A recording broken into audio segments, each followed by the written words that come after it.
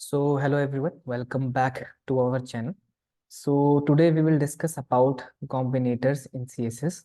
CSS में combinators कौन कौन से होते हैं और किस तरीके से उनको यूज़ किया जाता है। आप इनको यूज़ करके कभी कभार जैसे हर चीज़ में आप क्लासेस देते हो, तो आप इनकी हेल्प से क्लासेस देने से बच भी सकते हो। ठीक है, क्योंकि बहुत सारी क्लासेस अगर हमारे पास हो जाती हैं स्ट्रक्चर में, तो उन्हें थोड़ा मैनेज करना थोड़ा मुश्किल हो जाता है। ऐसा नहीं है कि नहीं कर सकते हैं, लेकिन अगर कम से कम यूज करें तो काफी अच्छे से मैनेज भी हो सकता है। सो कॉम्बिनेटर्स इन सीएसएस में कॉम्बिनेटर्स कितने टाइप के होते हैं? तो बेसिकली चार टाइप के होते हैं। एक होता है एडजेसेंट सिबलिंग, जिसको हम डिनोट करते हैं आपका प्लस साइन से। दूसरा है आपका जनरल सिबलिंग। कि हम सिबलिंग की बात करें, आई होप आपको हायरार्की का पता होगा किस तरीके से चाइल्ड सिबलिंग एंसेस्टर, ये हम किस तरीके से इन हायरार्की को यूज करते हैं। इसके लिए वेव वाला साइन होता है, वन के लेफ्ट साइड में होता है कीबोर्ड में। थर्ड है आपके पास चाइल्ड सेलेक्टर, हाँ इसको डिनोट किया जाता है इस तरीके से। And fourth and the last one is descendant. तो डिसेंडेंट सेलेक्टर में आप सिंपली एक स्पेस लगा देते हो। अब इसे लिखने की जरूरत नहीं, बट फिर भी स्पेस रख देते हैं हम इसके बीच में। कैसे करेंगे अभी इसको करके देखेंगे। सो इस तरीके से ये आपके पास कॉम्बिनेटर्स काम करते हैं। फर्स्ट ऑफ ऑल मैंने एक डिव लिया है यहाँ पे, एंड इस डिव के अंदर आप देख सकते हो कि H1 हेडिंग है, उसमें फिर एक वेलकम पैराग्राफ है, और इसी तरीके से सेम कॉपी पेस्ट करके मैंने यहाँ पे लिखा हुआ है। तो ये इस तरीके से आपके पास आएगा। तो फर्स्ट ऑफ ऑल यहाँ पर एक स्टाइल टैग लगा लेते हैं। फिलहाल इंटरनली यूज कर रहा हूँ, वैसे हम ज्यादातर एक्सटर्नल CSS यूज करते हैं, बट एग्जाम्पल्स के लिए इंटरनल को यूज कर किया जा सकता है। सो हम क्या करेंगे यहाँ पर, सबसे पहले देखेंगे कि इस तरीके से एडजेसेंट सिबलिंग किस तरीके से काम करता है।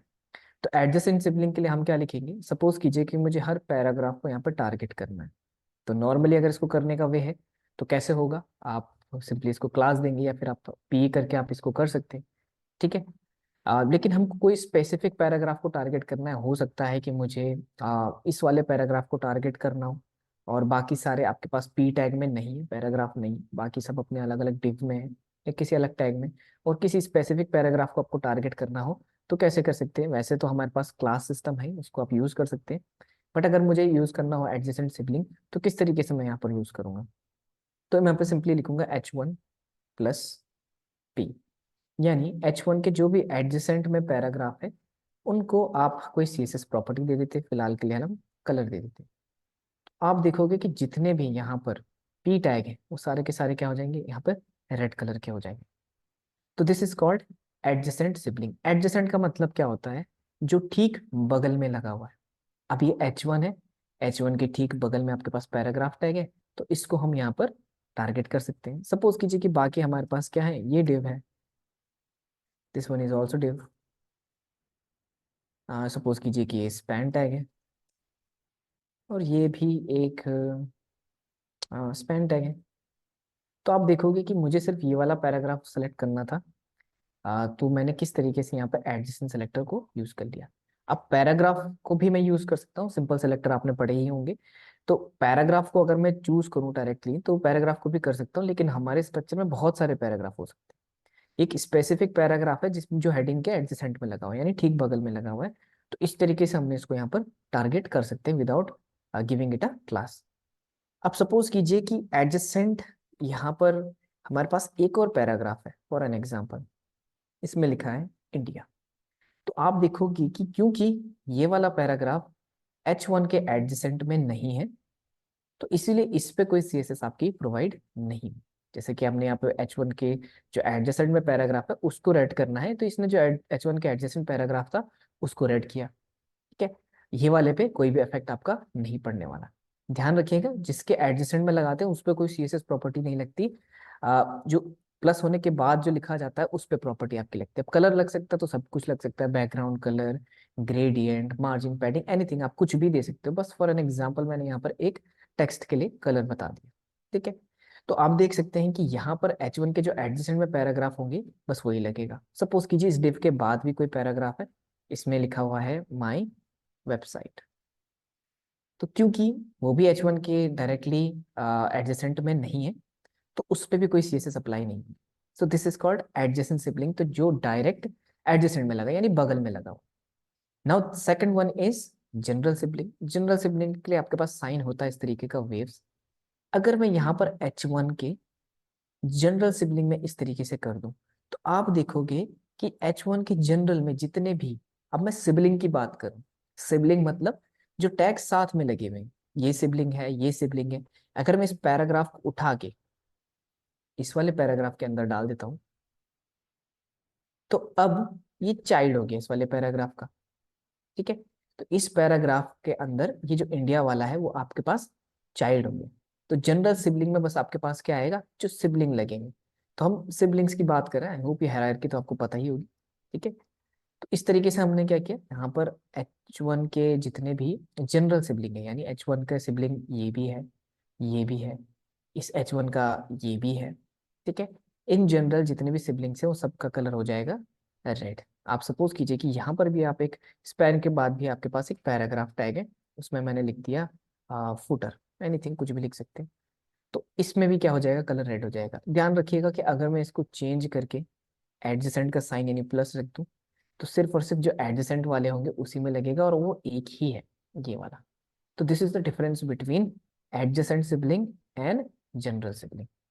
ठीक है, तो आप इस तरीके से क्या कर सकते हो, CSS में टारगेटिंग को यूज कर सकते हो विद द हेल्प ऑफ कॉम्बिनेटर्स। आप क्लास देने की जरूरत नहीं है। ऐसा नहीं है कि बिना इसके काम नहीं चल सकता, इसके बिना भी काम चल सकता है, बट एडवांस चीजें अलग से कोई चीज आती होंगी तो हेल्पफुल होती है। ठीक है, तो ये था आपके पास general sibling. Now the third one is child selector. ठीक है, अब चाइल्ड सेलेक्टर का किस तरीके से, चाइल्ड में आपके पास बात होनी चाहिए कि सपोज कीजिए कि मैं यहाँ पर करता हूँ इसको इस तरीके से, तो ये ढूंढेगा कि H1 का जो चाइल्ड है पैराग्राफ, उस पे हम क्या कर सकते हैं, कलर रेड करना है। ठीक है, ओके। सो यहाँ पर हमने लिखा H1 का जो चाइल्ड है पैराग्राफ टैग, उसका कलर कर दो रेड। ऑब्वियस सी बात है, H1 का कोई पैराग्राफ चाइल्ड है ही नहीं, तो कलर किसी पे अप्लाई भी नहीं होगा। एग्जाम्पल के तौर पे हम इसको उठाकर यहाँ पर रख देते हैं इस H1 के अंदर, तो क्या होगा, अब ये जो इंडिया है, अब ये H1 का चाइल्ड है, तो इस पे अप्लाई हो जाएगा। ठीक है, या तो हम क्या कर सकते हैं, हम यहाँ पर चाइल्ड की जगह यहाँ पर हम क्या कर सकते हैं, यहाँ पर हमने लिख दिया डिव, है ना, क्योंकि डिव के अंदर ही सब चीजें हैं। तो हमने लिख दिया डिव, तो आप देखोगे कि डिव के अंदर जितने भी चाइल्ड पैराग्राफ हैं उनको आप क्या कर दो, रेड कर दो। तो आप देखोगे कि ये दो पैराग्राफ रेड हो गए, ये वाला रेड हो गया, एंड लास्ट वाला आपके पास रेड हो गया। तो डिव के अंदर जितने भी चाइल्ड पैराग्राफ होंगे वो सारे के सारे क्या हो जाएंगे, रेड हो जाएंगे। अब चाइल्ड का मतलब चाइल्ड। ठीक है, तो रेड हो जाएंगे। अगर रेड कर सकते हो, फॉन्ट साइज बढ़ा सकते हो, मार्जिन दे सकते हो, पैडिंग दे सकते हो, I think you got the concept. कोई भी प्रॉपर्टी आप यहाँ पे दे सकते हो। नाउ इसके बाद हमारे पास आता है डिसेंडेंट सेलेक्टर, या स्पेस से हम इसको डिनोट करते हैं। तो स्पेस का मतलब क्या हो गया, सिंपली हम क्या कह सकते हैं, यहाँ पे एक स्पेस छोड़ सकते हैं। तो आप देखोगे कि यहाँ पर चीजें तो सेम ही हैं।